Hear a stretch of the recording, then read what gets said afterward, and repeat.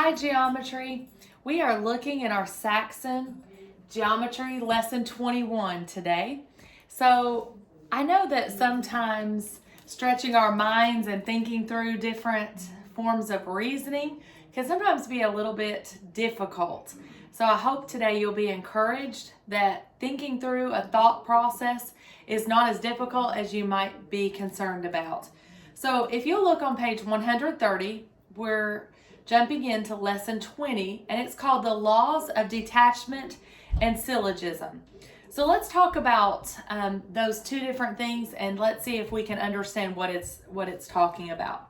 So on page 130, it says, deductive reasoning is the process of using logic to draw conclusions from given facts, definitions, and properties.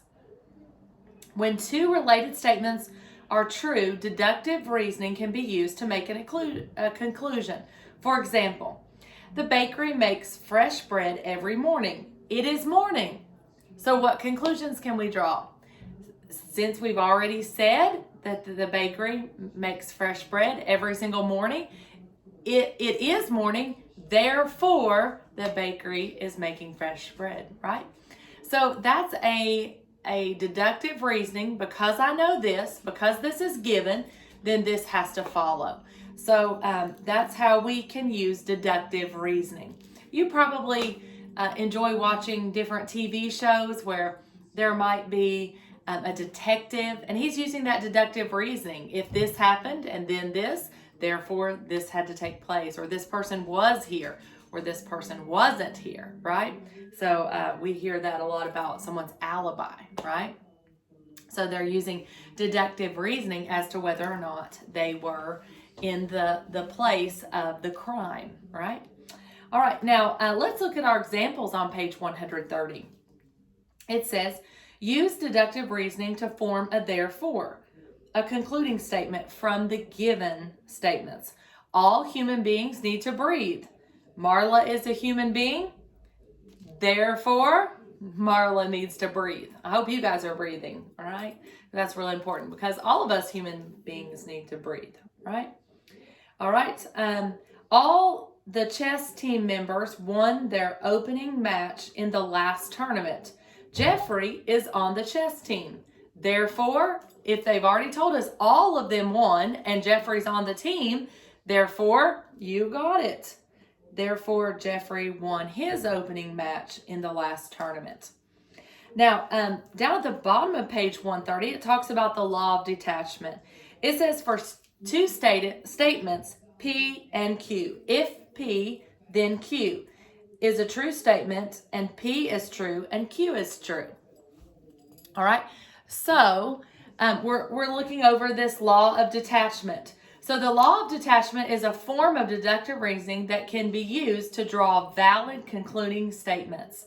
So if it is Monday, then Mark will go to work. Today is Monday, therefore Mark will go to work. So that is the law of detachment. If this and then this, since I know this, therefore, right? So your book is trying to show you that if I have a P phrase and a Q phrase, then those are given as true. Therefore, if it's one, then it has to be the other. Now it says use the law of detachment. When it is cold outside, I wear my warm jacket. It is cold outside today. Therefore, that's right. You didn't put shorts on, right? You wore your warm jacket. Good. All right. Now look at the bottom of page 131. If P, then Q. If Q, then R are true statements, then P, then R. So basically what it's saying is if I know P is Q and Q is R, then P is R. So I hope that makes sense. You could also look at it if I use, your book uses those, but if I say if A equals B and B equals C, then I know A equals C, all right? So that's the law of syllogism. So that's important for us. So let's look at some examples of that are on the bottom of page 131. If there is a power outage, then the freezer does not work. And if the freezer does not work, then the ice cream will eventually melt. So we can say this, then if there is a power outage, then the ice cream will eventually melt, right? Because we said the freezer, and then power outage is freezer out. Freezer out equals melted ice cream. Very sad, right? So power outage equals melted ice cream, right? So that's our law of syllogism. So now let's turn the page and let's take a look at example. It has example 3 and example 4. So using those different laws. So if Maria wants to see a movie, then she goes to the theater. If Maria goes to the theater, then she buys popcorn. So it's just showing us if this, then this, if this, then this. So we know that if Maria wants to see a movie, then she buys popcorn, right? That would be our law of syllogism. All right. If it is raining, then I will take an umbrella to school. Today it is raining, therefore I will bring an umbrella to school. So that's our law of detachment, right? So those are some important things to look through. Now let's take a look at our practice. That's page 133. So let's look there. It says, use deductive reasoning to form a concluding statement from the given information. So we have A through H, and all of that is in those practice problems. So let's take a look at letter B. When it is below 32 degrees Fahrenheit for at least a week, the pond freezes. It has been below 32 degrees for a week. So what can I draw from those statements? Well, I know that it said if it does that for a week, the pond freezes. So since it has done it for a week, therefore, the pond is frozen. Good, I hope you knew that. All right, letter D, let's skip to D. When employees work more than 40 hours in a week, they get paid overtime. Dominica worked 43 hours this week. Therefore, you got it. They got overtime, right? Because they worked more than that. Now, it's asking us in this next part to use the law of detachment to write a valid conclusion on letter E. If the gift I bought for my cousin is a toy truck, then it has 4 wheels. The gift I bought for my cousin is a toy truck. Therefore, it has 4 wheels. Very good. So you might say, gosh, this is just common sense. Well, that's deductive reasoning, right? If this, then this, therefore, right? So we're just using some deductive reasoning, some common sense, right? So sometimes when we hear about I'm going to have to think in math, we might panic and think, it might be overwhelming. But do you see? It's just the natural progression of understanding. So let's look at the last part. Use detachment or syllogism to write a valid conclusion to the following statements. All right, let's jump all the way to the last one. If a vehicle is a unicycle, then it only has 1 wheel. The vehicle, is a unicycle. Can you think of what the natural deduction would be? What's our natural conclusion there? Very good. Then, if the vehicle is a unicycle, therefore, it only has 1 wheel. Very good. All right, so that's what you're doing in lesson 21. Now let's take a look at lesson 22, and it's talking about quadrilaterals. So we know that every quadrilateral is 4 sides, right? So we're looking in lesson 22 at quadrilaterals. So if I'm looking at a quadrilateral and I'm trying to find the area, I know that I would simply use the base times the height. So the area of a quadrilateral is base times height. Now in a square, the base and the height are the same because all the sides are the same. So in a square, I would say side squared.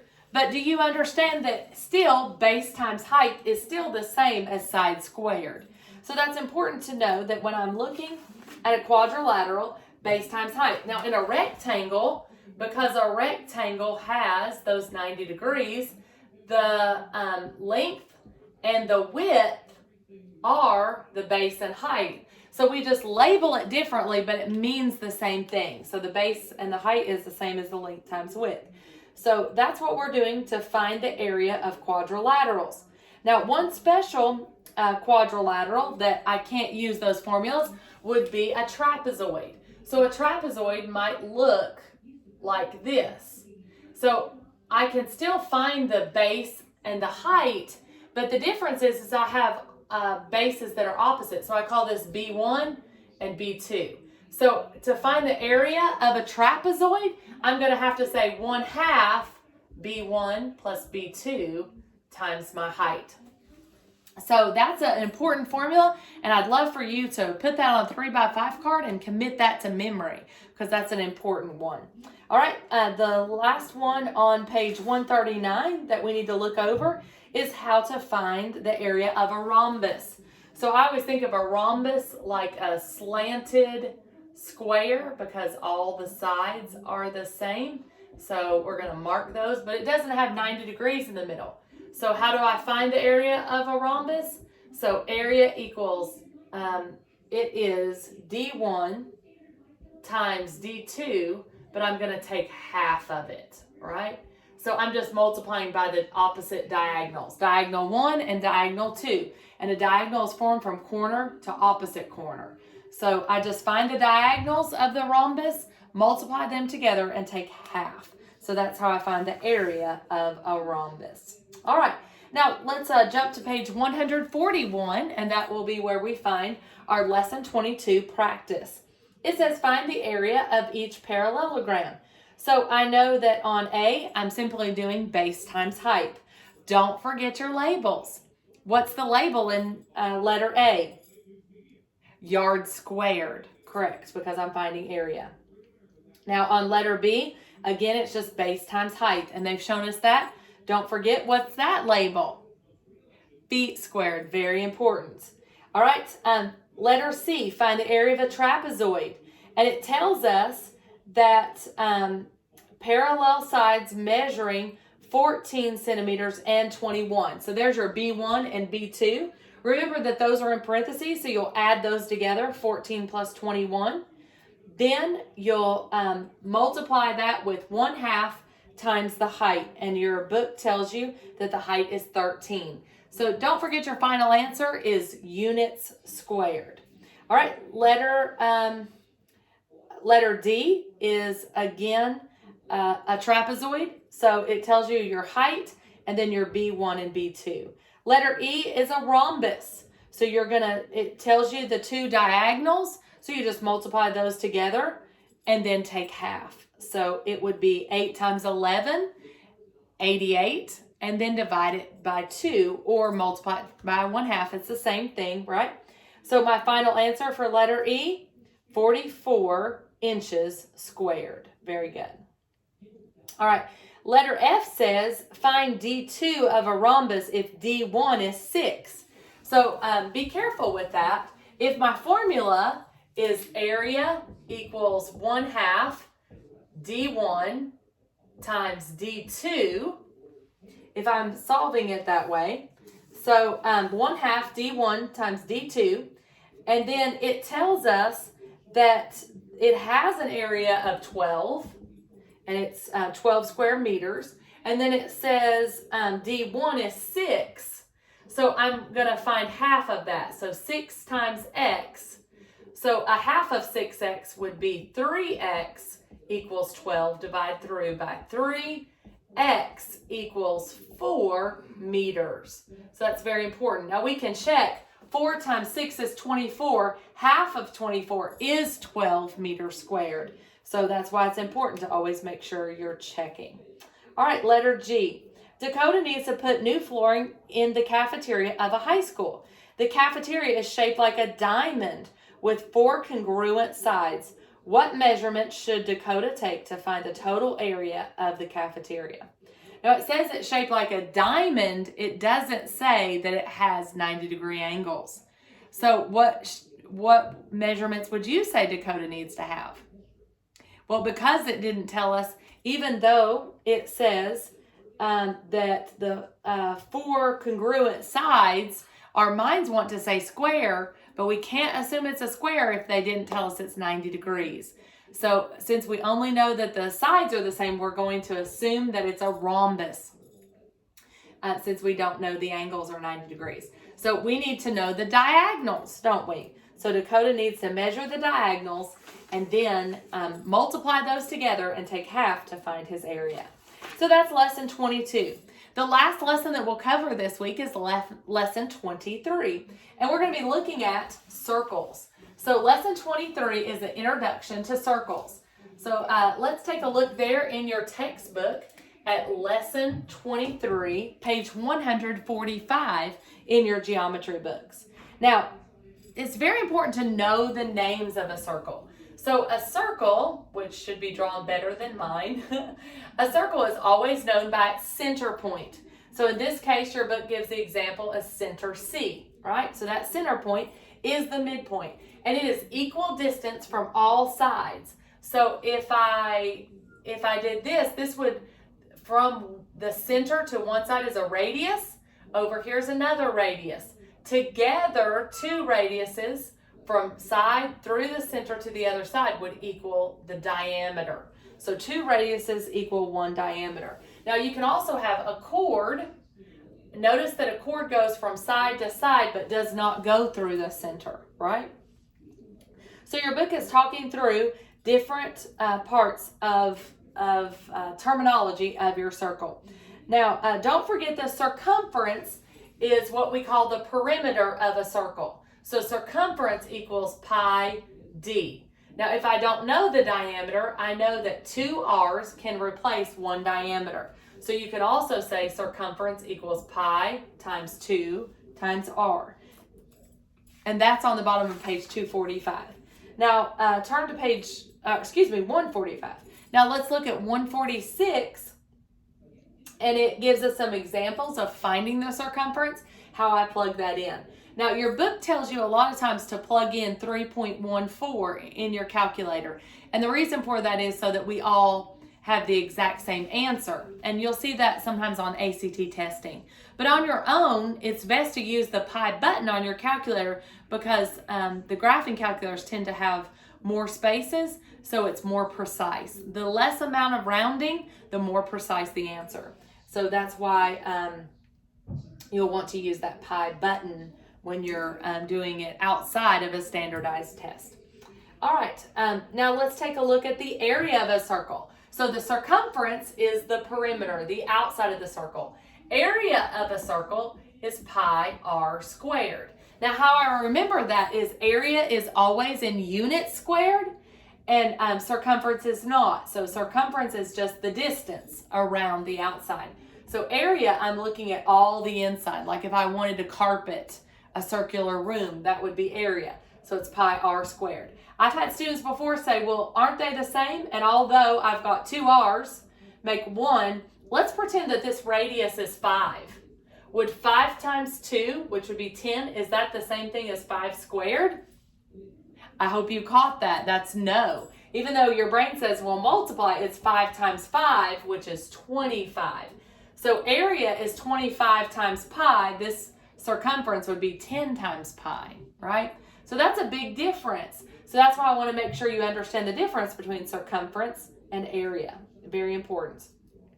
All right, let's look at your practice problems on page 147. It says draw circle P with a radius and a diameter and the center labeled. So all they're asking is that you just make a circle, you name it P, and then you have a radius, and it also asks you to also do a diameter. So this would be a diameter. It goes down through the center, right? So it's from side through the center to the other side. All right, it's letter B says find the circumference of a circle with a radius of 0.5 meters. So if I'm trying to find the circumference and it tells me that the radius is 0.5, remember that I'm using this one since we're looking at radius and not diameter. So I would say C equals pi times 2 times r, and r was 0.5. So 0.5 times 2 times pi equals our circumference. So 2 times a half is 1 whole, right? Because 0.5 is 1/2. So 2 times 0.5 is 1. So 1 times pi, and your book told you to use 3.14, so our circumference is 3.14 meters. And it is not meters squared because we're looking at circumference and not area. It says use 3.14 for pi and round it to the nearest hundredth of a meter. So that's 10th hundredth. So very important, hundredths of a meter. Now let's look at letter C. It says find the area with a radius of 31 centimeters. And it again says use 3.14 for pi and round it. So this time we're looking for area. So I'm going to say area equals pi times, and they said that it is 31 centimeters squared. So it's very important that I grab my calculator and plug that in. Unfortunately, I'm using my phone to, I'm using my phone right now to video, so I can't plug that in. So I'm going to have to actually do the work, right? And you can do that at home on your paper. So 1 times 1 is 1 times 3. Hold my place value, so I've got 3 times 9. So I've got 961 is 31 squared, and that's what it said that my radius was, 31 centimeters, right? And then I've got to multiply that times pi. So area equals pi times 961. Now what do I do? Well, in order to find that, I've got to say 961 times 3.14. So I'm going to have a pretty big answer, aren't I, friends? So 4, and then 24, and then 36, 37, 38. Hold one place value. Thankfully, I'm multiplying times 1. Wow, that makes it nice, doesn't it? And then I'm holding 2 place values, and I'm going to multiply it times 3. So 3, 18, and 28. Now let's add this up. I'm running out of room at the bottom, aren't I? 4, 5, and I've got 9 and 8 makes 17. And then I've got 11, so I've got 21. Carry my 2, so 3. Now, I need to move over 2 place values at the end because I multiplied by 3.14, so move it over. So my final answer, area equals 3,017.54. Do I stop there? I hope you caught it. I always need to have a label, and with area, it's units squared. So this one would be centimeters squared. So I hope that that's a help to you. Now, on letter D, you're finding another area. I wish I would have done letter D instead of letter C because it's just a diameter of 1 yard. How beautiful is that? But I want you to be cautious because if I'm finding area and they gave me the diameter, what do I need to solve area? I hope you caught it at home. I need radius.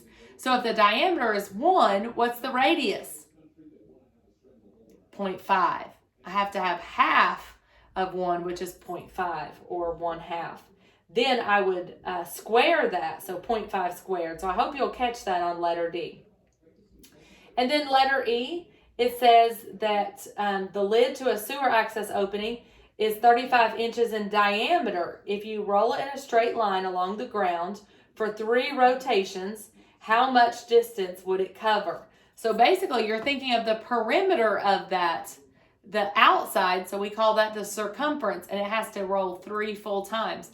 So you're going to find the circumference times 3, but it gave you the diameter. So remember that circumference is pi times 2r, or in this case, it told you the diameter, so you just need pi times d. So you'll do that and then just multiply it times 3 because it had 3 full rotations. All right. Well, I hope that that's a help to you. And we've looked at some new things this week. Deductive reasoning, the law of syllogism. We've looked at introducing circles, which you're probably a little bit familiar with from Algebra 1. And you've also looked at quadrilaterals, you've probably done some area in those before. And then in an earlier video, I covered lesson number 20. And so you'll also make sure that you cover that this week, because, and also an investigation on the Pythagorean theorem. And that Pythagorean theorem is so important. Your a squared plus b squared equals c squared. Please also remember this week we covered those truth tables where we had to think through if your book said your statement was P and Q, and then if we did the inverse, would that also be true? So remember we talked about conjunctions, and we also talked about disjunctions when we say and or. So those are some important things to make sure you review over this week, and I'll see you back next week to cover the next 4 lessons. God bless you. Have a great week.